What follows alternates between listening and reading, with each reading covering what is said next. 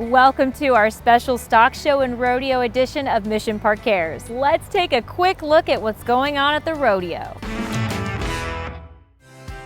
For more than 70 years, the Stock Show and Rodeo is one of San Antonio's signature annual events. A tradition that relies on more than 6,000 local volunteers and invites close to 1.5 million people each year. The story of the Stock Show and Rodeo begins in 1950, when Joe Freeman raised the money to build a venue big enough for young people of Texas to showcase their prize-winning cattle and farm animals. That year, Mission Park loaned some of their tents to the event, which allowed outdoor exhibits to place under cover without concerns from the cold winter weather. Over the years, the San Antonio Stock Show and Rodeo has stayed true to its roots, providing a platform for the younger generation to showcase their 4-H animal projects or auction off their pet projects to help pay for college. In 1984, a scholarship program was created to encourage youth to pursue an agriculture-related degree. In its first year of the program, 15 scholarships worth $90,000 were awarded. 38 years later, more than $223 million have gone towards scholarships, grants, and agriculture education.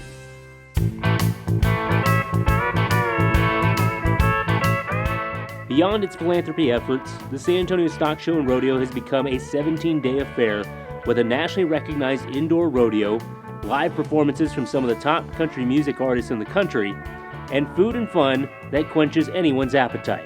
Whether you're young or young at heart, the San Antonio Stock Show and Rodeo has something for everyone.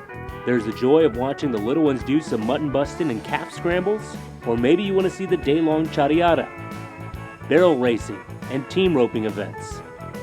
And for some more thrilling fun, you can't miss the steer wrestling and, of course, championship bull riding. Once those events are over for the day, the party continues with great music from world-renowned musical acts. This year's Stock Show and Rodeo has a stable of some of the best country artists in the nation, from Toby Keith to Tanya Tucker. How about Tim McGraw, Lady A, and Brad Paisley? Maybe you want to enjoy some classic hits from Styx, or shake your moneymaker to Ludacris. Every night, there's going to be a great show. The 2022 San Antonio Stock Show and Rodeo is the place to be, starting February 10th. You don't want to miss it.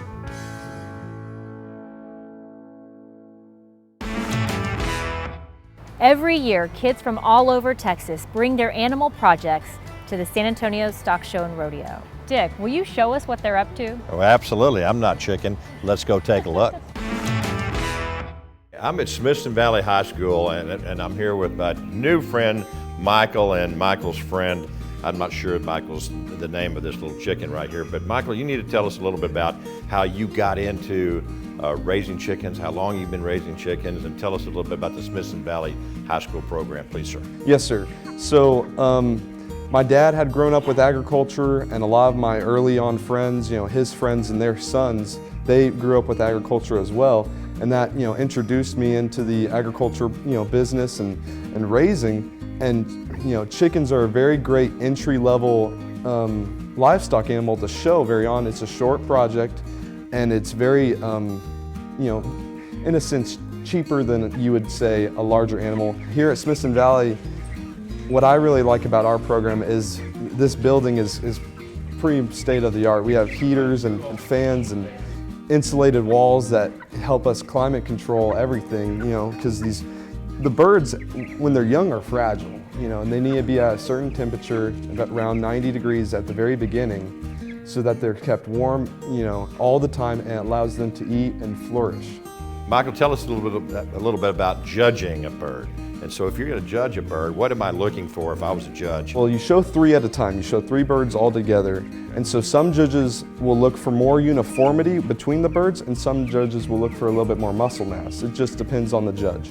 The judge will feel its breast meat, the meat on its chest. He's looking for 3 birds that have all the same characteristics. You want a very wide breast meat at the front. So if you'll think of a breast meat as like a rectangle, you want it to almost be like this and then come down at a taper, but a wide taper consistently all the way down. A lot of the birds that you'll get sometimes will have a great front end, very firm. It's what you're looking for, but it'll taper off just real quick. And that's just the difference between the grand champion and 15th place bird, and that's how the project goes. What is the start to finish from when you receive the bird to when the bird is ready to be shown and then potentially, go to market? Right. So start to finish, you're looking for us, for these birds, they'll be 7 weeks old when they show. So we got them on the 21st of January, and in 7 weeks they'll show. Well, we're going to meet some more chickens, and I'm also going to meet Alora. And I'm going to tell you, I want to know a little bit about you, Alora, first. Tell me about how you got started in this program, and give me a little history. Well, I first started FFA in my freshman year. My teacher had encouraged me to start doing LDEs, which are like more leadership development contests. And then as we started going into CDEs, one of my teachers introduced chickens to me. I used to love hanging out with the chickens because they're so small and they're absolutely adorable. Well, let's pick one up if that's okay, Alora. Yes, sir, of course. Yeah. Let's see what we got here. Oh, here we go. God, they are adorable. Yeah. And they're making a little noise and they're talking back and forth. Now, do you know how to speak chicken, or do you know the? I mean, I know a little bit, but not a whole ton. They tend to have their own little language. Yeah. Alora, tell us what you've learned about this little guy right here. Well, so far I've learned mainly about their behaviors and what they like to do. When you first get them, you can't really let them stay down because you don't want them to get hurt or get trampled by the other chickens. So every couple of hours we'd have to come in here and stir them up to make sure they were eating. They don't quite always smell the best, but they are the cutest little things when it comes to it, and you have to be very careful to not step on them. And their food can be very messy because they will tend to knock it around, spill it, and put shavings in it, so you have to clean it almost every day. Tell me what you like the most about the San Antonio Rodeo, or the stock show and rodeo. I personally, like Michael said, I love the mutton busting. It's so cute. Some of my friends did it. I unfortunately didn't have the opportunity to. But just seeing the little kids be able to interact with agriculture like that, it truly is just something that, the future is that it holds something very bright and fun and new. I understand you are going to introduce us to some great young ladies who are getting ready for the stock show. I am looking forward to it. All right, I'm back at Smithson Valley at the Sam Womble Animal Project Facility with some ladies that they look like they know something about wool. Tell me a little bit about your sheep program. We're all students that are a part of FFA, so we have this wonderful barn that we're allowed to house our animals in. We come up twice a day, we feed them, we work them, and the end goal is to get them ready for market sale. Fantastic. So all you ladies actually raise animals?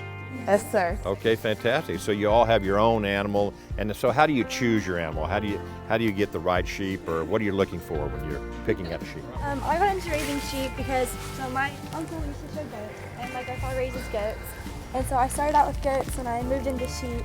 It kind of runs in the family for me. Agriculture is a big part of my family and everything. So then now we also breed sheep. We have a breeding program. So it's a big part of my life. All right, so y'all been to shows, I guess. Have you been to shows in San Antonio as well as outside of San Antonio? Yes, sir. My family goes to all the major shows, and a lot of these girls, they all go to the major shows too. All right, so tell me a little bit about these particular sheep. Are there different brands? Are there different, when I say brands, I mean varieties, breeds? Help me with that. I need a little help, you can tell. So these two right here are actually going to be goats. So, okay, all right. And then if you'll look at this one in the orange leg wraps, that's going to be a fine wool cross. So that's a cross between a medium wool and a fine wool. This one right here is a medium wool. They have a darker face. And then if you'll look at the one at the very end, that's a South Down. Those are typically a smaller sheep, very docile. So there are different breeds. There's 5 different breeds that you can show.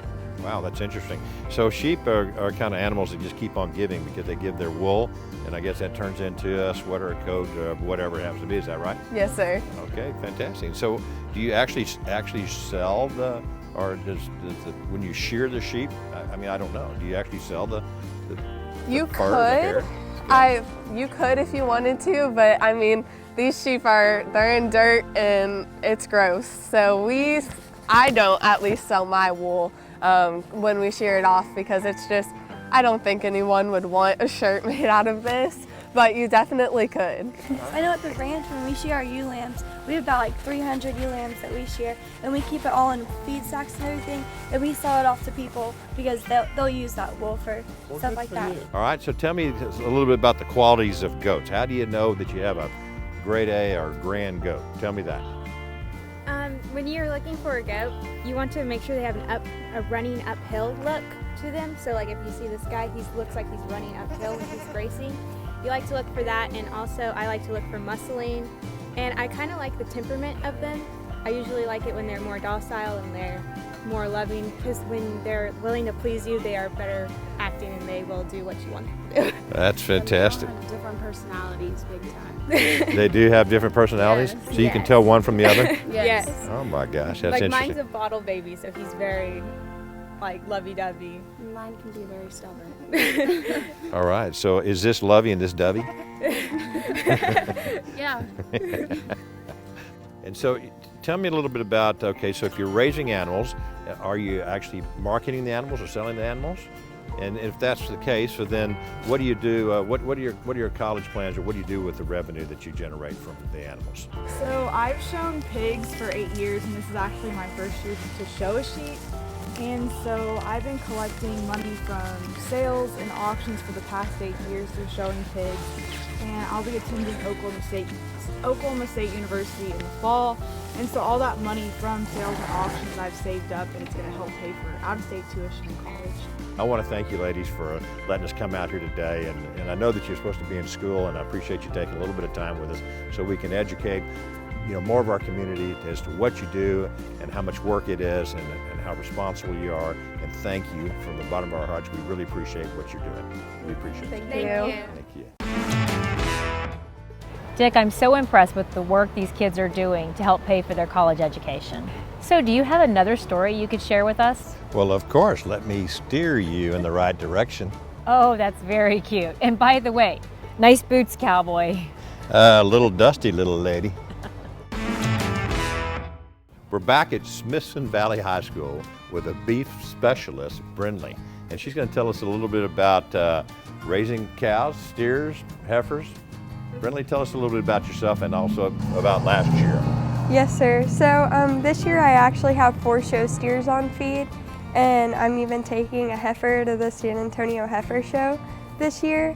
And last year I won champion Red Angus at San Antonio. Congratulations, Brindley. Thank you. And like raising steers, it's a lot of hard work, but it's definitely worth it. And like I love my boys, like they're my favorite thing. I think about them all day. And it's kind of like, it's just so much fun. And for me, it's so rewarding. Like even if you don't win, it's still such a rewarding experience to get to raise an animal and see what it takes to and entails to raise these animals to their end point.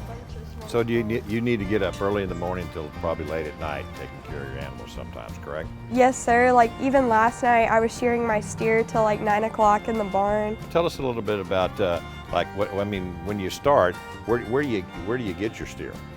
So there's a bunch of different breeders, and I have some people that I'm lucky enough to get help from, and they help me go and pick out my steers, and we just go to different places, a lot of different raisers in Texas, and sometimes these raisers in Texas will get cattle from Indiana, Wyoming, a lot of the time like in the Midwest, just kind of all over. Like I have 2 steers that were originally from Indiana, and we bought them from someone in Texas, and then now they're with me. Now, do you keep your steers here at Smithson Valley High School, or do they go home with you? So my steers are at home with me, but we have a really good program at the school for kids who do have to keep them at the school. So what would you be looking for in a steer? Yes, sir. So in like show steers, one of the biggest things you want is muscle and structure. And a lot of the times it's hard to find both, but you want like a big top. So like this is their top, their back, and you want it to have a lot of muscle and be big and like square in a way. And then if you have a haired steer, then you want them to maybe have a lower set tail head. And if you have like a slick shear steer, you want it to set a little higher in them, maybe like this black one right here. but you don't want it too high because that can be an indicator of less muscle. So it kind of just has to be that perfect medium for a show like San Antonio. And for San Antonio, since they have like the turf, especially that show specifically, structure is so important because you can't hide structure on that turf. And so what I mean by structure is down here in their hooves, like see their dew claws, those little pieces. So right there, that's their pastern, and you want it to flex really nicely. You don't want it to go too deep or like them just to walk on their tippy toes almost. And then even with structure, you can come up into their front end, and sometimes they can be a little straight fronted where they almost look like this, and you want it just to be a little more relaxed. Now, Brindley, you know, I know that you said it's just like having, you know, this is the one thing you think about all the time. Yes, sir. Morning, noon, and night. Yes, but, sir. you know, and so when you have to say goodbye and you receive some proceeds from the sale itself. Yes, sir. What do you do with those proceeds? So I take those home and they go into a college fund in the bank, and that's where a lot of that goes, is just to help pay for my college. And with my scholarship last year, that'll go into my college as well, and that helped a lot. And then sometimes we might take a little bit just to help maybe get steers for the next year, but typically that's all used just as a college fund. So you're keeping it going, you're keeping it rolling, and it's, you Yes, know, it's sir. a process, and it's a lot. I mean, I'm going to tell you, this animal, how heavy would this animal be? This one is probably about 1,250 pounds or 1,300.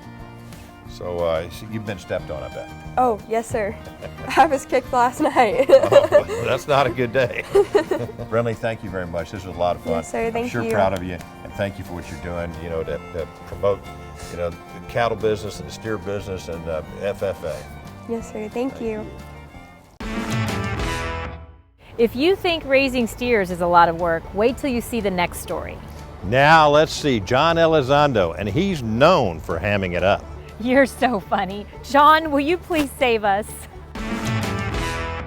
We're back here at Smithson Valley High School. We've already seen the chickens, the steers, the goats, and now I get the fun assignment of dealing with the pigs. And we're here with Brady, Jesse, and Austin. And guys, just kind of tell me a little bit about the pig program that you guys have here, and what kind of goes into showing off these pigs. So I am one of the 6 ag teachers here at Smithson Valley High School. I supervise all the swine projects. So this is our swine barn. We get the luxury of having the nicer barn with the heater, air conditioner, things like that, just because the pigs take a lot and they get sick very easily. So you get them to the barn earlier than anybody else. I've been the first vehicle here sometimes, and you get here and check out the pigs, make sure they're all, you know, healthy, their pens are good. Then you mix their feed, and there's 100 different combinations of feed you can give them, all depending on if they need more muscle, if they need more fat, if they need, you know, a bigger back, a smaller back. You know, there's just a plethora of things, and you know, sort out everything, make sure everything's healthy, and then you go to exercise. So you'll take your pigs out and walk them back and forth. In here, you walk them around the building, you train them, keep their head up, and you want them to go at a good pace, not too fast, not too slow. And you know, you have to clean your pens if they're, you know, they get too dirty, and you know, they use the restroom in the pen, so you're going to need to get all that out of there and keep everything healthy and as clean as possible. And I mean, it's like taking care of a dog almost. You have this daily thing. I was going to ask you that, in the sense of mannerisms of these pigs, what is it like taking care of a pig? You know, they're all a little different, and very much like dogs, they all have personality. So I have 2 this year that have a lot of personality. And some of them are a little more stubborn, and some of them are a little more easygoing. And you just sort of feel it out when you get them. When they're a piglet, you go in and you just sit with them and you get them used to you, the same you would as a puppy. As they grow up, then you get to know their mannerisms, and you get to know, are they more stubborn, are they more skittish, and you can kind of keep them away from things they don't like. Walking, is this like walking a dog, like a leash kind of thing, or is there a little bit more complex nature to it? Because I mean, these are big animals, and if they decide to start moving in a certain direction, I can't imagine it's very easy to kind of guide them where you want them to go. So your training comes in. This is your key to life right here. They call it a whip, but it's not really, you know, you don't whip them. It's more of it's your steering wheel, right? So back here on their hams is going to be their gas pedal, and up on their cheek is going to be their steering wheel. So you want to make sure you're sitting right here, and that pig's right here to your right or your left, and you just You just get them going, and as soon as they start to get a good pace, you always want to keep their head up like this, like they're looking towards the clouds, and you just keep driving. And in the ring like this, you're gonna make big circles and just keep going around the judge, and he'll get his looks at you. When you guys go to a show, what are the things that the judges are looking for? You know, the best way I've ever heard it explained is it's like bodybuilding for an animal. So you're building a market animal, and you want an animal with a lot of muscle and very, very bold features, the same as if you looked at a human who is bodybuilding. They're very muscular. And then it also kind of comes down to the judge. Some of them like a pig with a little more fat or cover, and some of them like a pig that's a little more lean and muscular. And I think what gets overlooked nowadays is you want a pig that looks good. Just as soon as you walk in the gate, you're like, man, that pig is good. So that their presentation needs to be good. And then when they come into the gate, if their head is up and raring to go and they're at a good pace, that automatically gets you up into the judges. The judge likes you when that happens. How much of it is more so the student who's out there showing the pig as much as the pig being judged as well? So a lot of it goes off of on showmanship. So showmanship is a big key. So here at Smithson Valley, we do showmanship clinics twice a week. So Tuesdays and Thursdays after school, I'm here for an hour to 2 hours. We do showmanship clinics. So all of my students come here, they get their pigs out, we come in the show ring, and we practice. Because practice makes perfect. So we practice for the show, so they will be at their best, just like you want their pig at their best for that show their endpoint is. You don't have to groom them though. No, we don't have to groom them. So we do that ourselves. Yeah, that's a big deal. Well, you guys are doing some great work. We had a little bit of some fun with these pigs. I know they really enjoyed the cameras, but guys, thank you all very much, and good luck with showing these pigs off in the future. Thank you. John, thank you. We appreciate it, John. Now I want to introduce you to Sean Parks from Mission Park Cherry Ridge to tell you more about these kids. Sean, we just saw those great kids at Smithson Valley, and it's just wonderful. How did you and your family get involved? Absolutely, Kristin. I was actually raised in a small town in South Texas, and unfortunately during the time that I was raised, we did not have FFA, so I actually grew up in a rodeo family. But as we moved to San Antonio and the Smithson Valley area, my children wanted to become part of the FFA and showing animals and livestock. And it started with my son and then migrated to my daughter. And we actually did it all the way through their high school years until graduation. It was a wonderful time, very family-oriented time, wonderful group. As you met the children there, or so I'll say the young adults with Smithson Valley. They're just wonderful, wonderful group, and as you can tell, it's almost like it's one big family. Sean, all the animals and the kids are at the rodeo right now, but is that the only place that these kids get to exhibit or show their animals? Absolutely not, Kristin. There's actually throughout San Antonio, as well as you saw with Smithson Valley, there is the Comal County show that comes up where these individuals, or so I'll say these young adults, have the opportunity to show their animals there, as well as the Houston Livestock Show, Fort Worth, San Angelo. There's several shows that go on throughout the year, as well as jackpot shows where these young exhibitors have the opportunity to go out and actually show their animal and get acclimated with how the showing life is, understand what judges are looking for, and also how to present their animals at these shows.